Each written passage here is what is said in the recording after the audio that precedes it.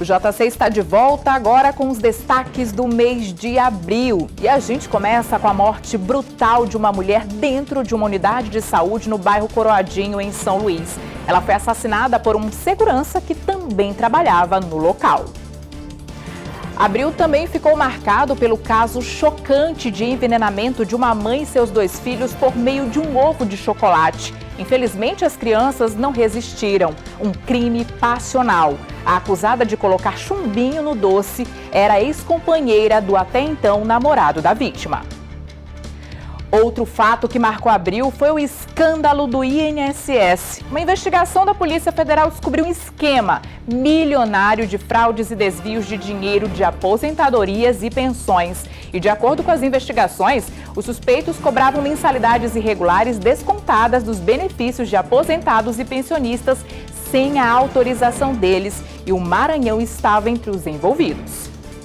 Um abril que, como em todos os anos, chegou com um grande volume de chuvas. E logo no primeiro dia do mês, a força das águas causou a queda de um muro na região do Monte Castelo, provocando um grande estrondo, mas que, segundo uma moradora, nada muito surpreendente. Afinal, aquela não era a primeira vez que isso teria acontecido. Há mais ou menos 5 anos atrás, o muro caiu essa parte aqui.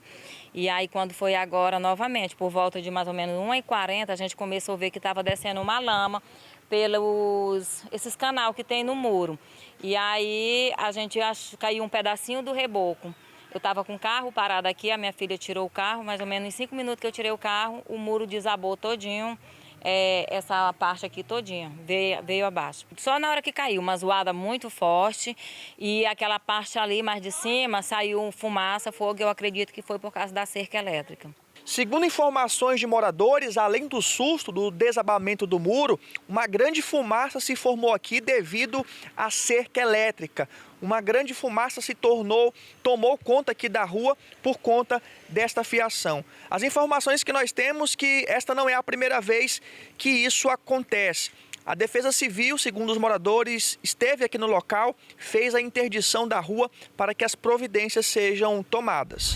Mas esse não foi o assunto de maior relevância em abril. A violência, mais uma vez, volta a ser destaque nos noticiários. Como neste caso, durante uma madrugada, 4 criminosos invadem uma loja de capacetes no bairro João de Deus, em São Luís.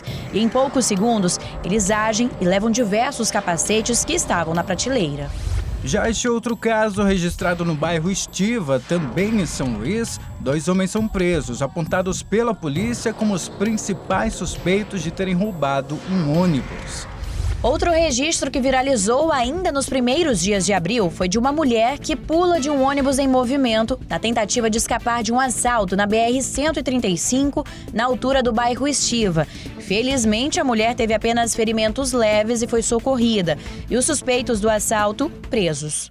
O ônibus trafegava pela BR-135, já no perímetro urbano da Estiva. Os criminosos, armados com uma faca e um simulacro de arma de fogo, anunciaram um assalto aqui, próximo à barreira da Polícia Militar. Em meio às ameaças de agressão, uma das passageiras chegou a pular do veículo em movimento. Apesar dos números alarmantes em relação à criminalidade, a tecnologia surge como uma aliada no combate ao crime. No Maranhão, a inteligência artificial começa a mostrar resultados impressionantes. Câmeras de vídeo monitoramento espalhadas por pontos estratégicos com reconhecimento de placas e até reconhecimento facial ajudam na recuperação de veículos e na captura de foragidos. O sistema, operado pelo Centro de Operações de Segurança, é alimentado com informações sobre veículos furtados, roubados e até mesmo criminosos foragidos. Assim que um veículo ou pessoa suspeita é identificado, um alerta é emitido para a polícia. Ainda falando em violência, São Luís registra o primeiro caso de feminicídio do ano. Aos 44 anos, Jeane Farias Fonseca teve a vida brutalmente interrompida dentro do local de trabalho, a unidade mista do bairro Coroadinho. Ela foi assassinada por um segurança armado da unidade de saúde, que logo após cometer o crime, tirou a própria vida com a mesma arma usada para matar Jeane. Esses recentes casos de feminicídio no Maranhão escancaram uma realidade cruel. Mulheres continuam sendo mortas por homens que não aceitam o fim do relacionamento. De acordo com a Casa da Mulher Brasileira, até maio deste ano, já foram 17 casos. Mas um dos acontecimentos mais impactantes, que marcou não só o mês de abril, mas todo o ano de 2025, inclusive tendo repercussão nacional, foi o caso da morte de 2 crianças após comerem um ovo de chocolate envenenado. O que parecia um gesto de carinho, um presente de Páscoa, acabou se tornando uma armadilha fatal. O doce inofensivo deixou uma família destruída em Imperatriz. A polícia afirma que há fortes indícios da participação dela no crime. A mulher está presa e deve responder por 2 homicídios e uma tentativa de homicídio. Ela nega os crimes. A principal suspeita de ter envenenado o chocolate foi presa. Jordélia, de 35 anos, teve a sua prisão preventiva decretada em audiência de custódia.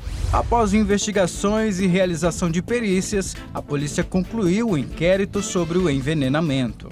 De acordo com a Polícia Civil do Maranhão, todas as evidências apontam a Jordélia Pereira Barbosa como autora do crime. E a substância utilizada no envenenamento é popularmente conhecida como chumbinho, um produto de uso agrícola altamente tóxico que foi encontrado junto a ela no momento da prisão. Ainda no interior do estado, desta vez nas rodovias federais que cortam o Maranhão, uma cena se repete. Populares se aglomeram ao redor de caminhões tombados, não para prestar socorro às possíveis vítimas, mas para saquear a carga espalhada pelo chão, e o que estiver ao alcance é levado com rapidez, como neste caso registrado na cidade de Barra do Corda, quando uma carga de arroz foi saqueada sem autorização do motorista após tombar na BR-316. E abril terminou com um susto para os aposentados e pensionistas, um esquema envolvendo o Instituto Nacional do Seguro Social, INSS. Organizações começaram a realizar descontos indevidos nos benefícios. Chegou o mês de maio. 5 pessoas da mesma família, incluindo 2 crianças, morrem afogadas após embarcação que estavam naufragar no Rio Tocantins, na cidade de Governador Edson Lobão. Outra notícia que causou indignação por todo o estado foi o da mulher que conduzia caminhonete sob efeito de álcool e atropelou 8 pessoas, além de matar jovem na cidade de Balsas. O momento do acidente foi registrado por câmera de segurança e as imagens são revoltantes. Mas em meio a notícias tristes, um fato curioso também marcou o mês: a febre das bebês reborn, bonecas hiperrealistas. Um fenômeno que envolveu mulheres de diversas idades que criavam um vínculo afetivo com bonecos e agiam como se fossem crianças reais. Situação que gerou intensos debates na internet. Para alguns, um meio de cura, para outros, loucura. Maio começou como um mês comum, mas logo mostrou que seria marcado por cenas intensas. Em São Luís, nas primeiras horas da manhã, a Avenida dos Franceses virou sinônimo de caos. Um carro perdeu o controle, bateu em um ônibus e acabou incendiando após atingir uma van estacionada perto do terminal rodoviário. As chamas avançaram rápido e os taxistas que trabalham diariamente ali, acostumados com o vai e vem de passageiros, se tornaram heróis improvisados ao retirar o motorista inconsciente antes que o fogo engolisse o veículo. A cidade amanheceu assustada e parecia que aquela combinação de medo e surpresa daria tom ao mês. E não demorou para que o interior do estado também enfrentasse a sua própria sequência de tragédias, desta vez cercadas pela água. Em Governador Edson Lobão, uma família que voltava de um passeio viu a alegria se transformar em desespero quando a embarcação bateu em uma pedra no Rio Tocantins e naufragou. 5 pessoas morreram, entre elas 2 crianças, deixando a comunidade ribeirinha em silêncio. Poucos dias depois, em Morros, o rio Una dos Morais também fez uma vítima. Marcos Vinícius, que mergulhou em uma área profunda, apesar de não saber nadar bem, ele submergiu e não retornou. Foi retirado por um morador, uma cena que reforçou o quanto os rios, tão presentes na vida dos maranhenses, podem ser belos e perigosos ao mesmo tempo. Toda embarcação, independente da sua natureza, transporte passageiro, carga, ela tem que ter o colete para todos os tripulantes e ocupantes da embarcação. Então deve ter esse colete. As embarcações de lazer também, moto aquática, também os praticantes do esporte têm que fazer o uso do colete. Com relação às embarcações, a questão de estar em dia com a sua manutenção, para evitar que ocorra alguma quebra. As embarcações têm que estar com a sua documentação também em dia junto à Marinha, à Capitania dos Portos. E também os cuidados da navegação, observar os riscos inerentes do local onde está a navegação, se o local tem algum risco de pedras, para evitar algum tipo de acidente, a profundidade, algumas embarcações encalham também, tem que ser verificado por parte da tripulação. E se a água tinha deixado marcas, na cidade de Balsas foi o asfalto que contou uma história igualmente dolorosa. Imagens de câmeras de segurança registraram o momento em que 7 pedestres foram atropelados na Avenida Francisco Lima. Entre eles estava Maria Eduarda, de 18 anos, mãe de um bebê de 3 meses, que não resistiu após dar entrada no hospital. O bebê seguiu internado com estado de saúde estável, enquanto a irmã dela, de 17 anos, sofreu uma fratura no fêmur. Era como se a cada novo caso, Maio reafirmasse a fragilidade do cotidiano na água, no trânsito e na vida. A condutora do veículo foi identificada como Maria do Perpétuo Socorro. Ela está presa desde o dia do acidente. A polícia informou que vai solicitar perícias complementares e já iniciou a análise das câmeras de segurança, além de ouvir testemunhas. O motorista que se evade do local, fazendo com que aquele acidente causado por ele deixe de ser prestado socorro, ele comete um crime.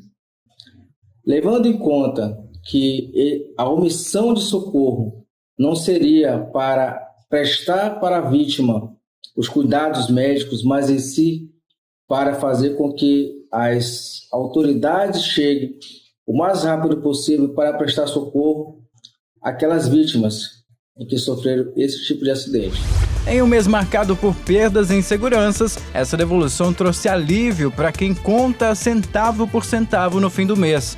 Foi como um suspiro financeiro no meio de um noticiário pesado. De acordo com o nosso Código de Defesa do Consumidor, o cliente ele tem direito à devolução em dobro do valor que foi descontado, né, se for configurada a má-fé da entidade associativa. Assim como também, em muitos casos, direito à indenização por danos morais. Então, nesse caso, o mais ideal é procurar uma orientação jurídica especializada para verificar essa questão. Só que Maio ainda não havia encerrado sua lista de acontecimentos simbólicos. Em um circo onde o clima deveria ser de festa, Dona Maria Soares, de 89 anos, assistia à apresentação de aniversário do bisneto, quando o elevador destinado a idosos despencou.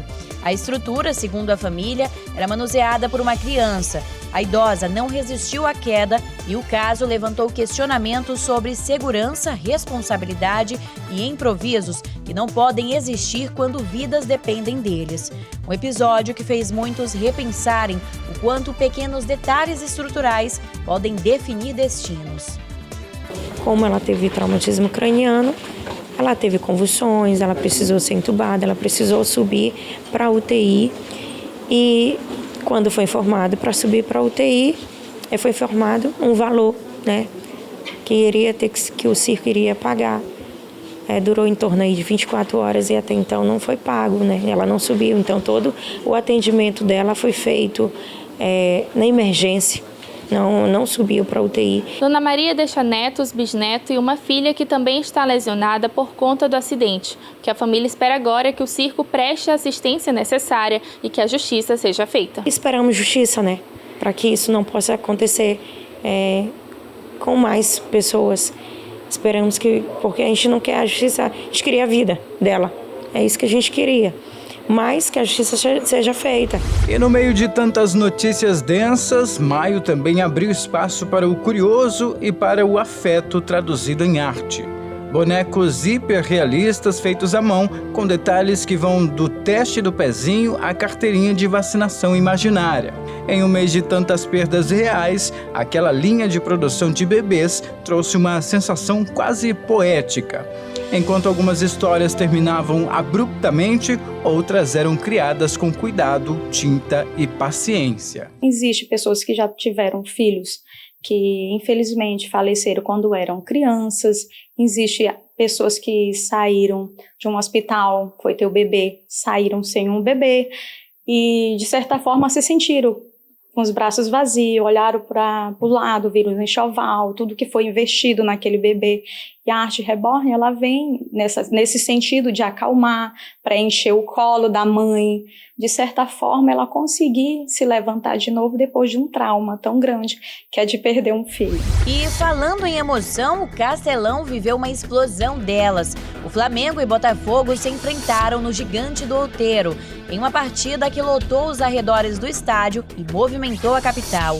A vitória rubro-negra por 1-0 coroou o clima da festa. Por algumas horas, o Maranhão inteiro parou para acompanhar o jogo, uma pausa emocional em meio às manchetes tensas do mês. Mas maio também quis fechar com um símbolo de superação. Amanda Seixas escreveu seu nome na história da Polícia Militar ao se tornar a primeira mulher a concluir o curso da Rotan no Maranhão. Foram 70 dias de exigência física e psicológica, de resistência, disciplina e resiliência. Entre 70 inscritos, apenas 33 concluíram, e ela estava entre eles. Uma conquista que não só encerrou o mês, mas abriu portas para o futuro. Uma conquista importante, as mulheres estarem alcançando esses espaços também, quebrando esse paradigma. E hoje em dia é fato que a presença da mulher também nas ruas é de suma importância, tendo em vista que é crescente o infrator ser do sexo feminino, né? Então se faz necessário ter uma mulher atuando ali nas ruas também. Assim, maio terminou como começou, intenso, marcante e plural. Um mês em que o Maranhão chorou, se indignou, se surpreendeu, celebrou, se emocionou e viu histórias de dor, coragem, arte e superação se entrelaçarem em uma narrativa que revelou o quanto a vida é feita de prós e contras. No mês de junho, um surto de síndromes respiratórias preocupa autoridades de saúde no estado. Hospitais ficaram sobrecarregados de pacientes. E para amenizar os impactos das lotações, um hospital de campanha chegou até precisar ser instalado em São Luís. Ainda este mês, um fato que chamou a atenção foi o artefato explosivo descoberto nas dependências da Universidade Federal do Maranhão, aqui na capital. Graças a Deus, ninguém ficou ferido. O objeto foi detonado pelo esquadrão antibomba da Polícia Militar. Junho também ficou marcado com uma estreia super especial, o Conexão Brasília. O Jornal da Cidade, então, passou a acompanhar de perto os destaques do Congresso Nacional, tudo que era decidido na Câmara dos Deputados, no Senado ou pelo governo federal, com impacto direto para o Maranhão. Nós ficamos por dentro. Junho começou no Maranhão com um alerta que se espalhou mais rápido do que o próprio vírus, a crescente onda de síndromes respiratórias graves. A Secretaria de Estado da Saúde registrava quase 90 casos e, diante da lotação das unidades, um hospital de campanha foi montado exclusivamente para pacientes com sintomas gripais. Ali, entre febre, tosse e coriza, a população encontrava atendimento das 7 da manhã à meia-noite. Os números assustavam, 104 mortes confirmadas no ano e um detalhe chamava a atenção. Cerca de 80% das vítimas não estavam vacinadas. Era como se junho começasse lembrando que, mesmo em tempos modernos, velhos inimigos ainda encontram brechas para avançar. Mas enquanto as doenças respiratórias tomavam espaço nos boletins epidemiológicos, outro tema mobilizava conversas em consultórios e redes sociais. A aprovação do Mounjaro pela Anvisa para o tratamento da obesidade. Um novo medicamento entrando na rotina de quem luta contra a balança e que, além de controlar a glicose, como já fazia para pacientes com diabetes tipo 2, reduzia o apetite. Em um estado onde a mistura de tradição culinária e vida corrida costuma deixar as calorias sempre à espreita, a novidade reacendeu a esperança de milhares de maranhenses em busca de saúde e qualidade de vida. Eu até deixei uma canetinha aqui do Mounjaro, que é Tirzepatida, e o Ozempic é a semaglutida. A principal diferença da semaglutida para a Tirzepatida é que no Ozempic a gente tinha atuação em apenas um hormônio, GLP-1. Já no Monjaro, a TIS é partida, a gente tem atuação em 2 hormônios, o GLP-1, que já tinha no Ozempic, e mais o GIP, o hormônio GIP. Então, assim, com atuação, a gente chama isso de duplo agonista, com atuação em 2 hormônios que atuam no intestino, com atuação neuroendócrina, a gente tem uma resposta muito mais eficaz do Monjaro do que o Ozempic, diminuindo também alguns efeitos colaterais que os pacientes relatavam, como enjoo, cansaço, indisposição. A gente vê bem menos esses efeitos no Monjaro do que no Ozempic. E realmente com uma eficácia de perda de peso maior a longo prazo do que o Ozempic. E se a saúde dominava o início do mês, foi a cultura que trouxe respiro e celebração logo em seguida. O Teatro Arthur Azevedo completou 208 anos, transformando seu aniversário em um presente para o público. Espetáculos gratuitos, músicas, homenagens e emoção. 208 anos é muita coisa, né? Então, assim, são poucos teatros no Brasil que têm tanto tempo de história. Nós somos um teatro bicentenário. Então, quando o São Luís já estava com 100 anos de teatro, aí é que foi desse Teatro Arthur Azevedo, teatro, aí é que foi ter no Rio São Paulo o Teatro Municipal de lá. Então a gente tem que ter muito orgulho dessa história, né? São Luís tem à frente do seu tempo, então isso aqui não é só um prédio físico, a gente precisa ter essa memória precisa estar viva, senão vai virar só um prédio físico. Então a gente precisa ter projetos culturais, como a gente está tendo hoje, né? De reaproveitamento dos novos espaços do teatro para que virar espaços de atrações artísticas para novos palcos, para novos artistas. Mas enquanto a cidade celebrava, outra parte dela acordava sob susto. Na travessa do gasômetro, moradores despertaram em meio à fumaça, correria e gritos. Um incêndio atingiu o depósito de uma loja de artigos de pesca e avançou pelo prédio onde 3 famílias viviam. Dona Maria, uma das moradoras, contou como viu a madrugada virar pesadelo às 3 da manhã. O proprietário do estabelecimento, abalado, não conseguia mensurar os prejuízos. Junho seguia equilibrando festa e tensão, como se a cidade vivesse em 2 ritmos ao mesmo tempo. Quando a gente acordou, a fumaça preta já estava entrando dentro do quarto da gente, no apartamento da gente. Aí eu pensei que era o ar-condicionado do vizinho que tava pegando fogo. Aí o vizinho chamou a gente. Quando a gente desceu as escadas, a gente mora no 3º andar. Quando a gente desceu, a fumaça preta já estava tomando de conta do prédio. E as histórias de vulnerabilidade continuaram surgindo. Desta vez em um dos bairros mais populares da capital. No Coroadinho, uma gestante entrou em trabalho de parto durante a madrugada, sozinha, com apenas o filho pequeno em casa. Pela manhã, vizinhos perceberam que o bebê já havia nascido, mas o problema não terminava ali. A travessa onde ela morava estava em situação tão precária que foi preciso organizar uma verdadeira força-tarefa para levar mãe e filho até a ambulância do SAMU. A cena evidenciou não apenas um parto emergencial, mas o retrato de comunidades que precisam improvisar soluções para sobreviver. Junho também marcou uma novidade importante na comunicação, a estreia do Conexão Brasília, novo produto da TV Cidade. A partir dali, o que acontece no governo federal, no Congresso Nacional e no STF passaria a ser traduzido para a realidade do maranhense. Uma ponte direta entre as decisões de Brasília e o cotidiano de quem vive aqui, reforçando que política nacional também é assunto do Maranhão. Iniciativa excelente da TV Cidade de fazer essa cobertura dos acontecimentos que ocorrem aqui em Brasília. Afinal de contas, tudo que mexe na vida do cidadão praticamente ocorre aqui em Brasília. São as leis, são os projetos, os recursos que são transferidos, enfim, o dia a dia da vida da cidade, do cidadão que nela habita, acontece aqui em Brasília. E enquanto a política estreava em um novo formato, outro tipo de tradição ocupava as ruas, terreiros, arraiais e corações, o São João. Todo junho o estado se transforma e este ano não foi diferente. O boi dança, o tambor pulsa e por trás dos brilhos e fitas há vidas inteiras que mantêm viva essa identidade. 6 personagens emblemáticos abriram suas histórias para uma reportagem especial, revelando o que os move a vestir fantasias, cantar, dançar e ressuscitar o boi noite após noite. Mais do que folclore, o São João mostrou novamente que é devoção, suor, resistência e pertencimento. Mas nem mesmo o clima festivo impediu que a segurança entrasse em pauta. Na UFMA, estudantes e funcionários foram surpreendidos com uma operação de isolamento após a descoberta de um artefato que, à primeira vista, parecia uma bomba, um frasco de perfume preso a outros objetos. A área em frente ao Centro Pedagógico Paulo Freire foi evacuada e o esquadrão antibomba assumiu a ocorrência. Imagens de câmeras de segurança passarão a ser analisadas para identificar os responsáveis.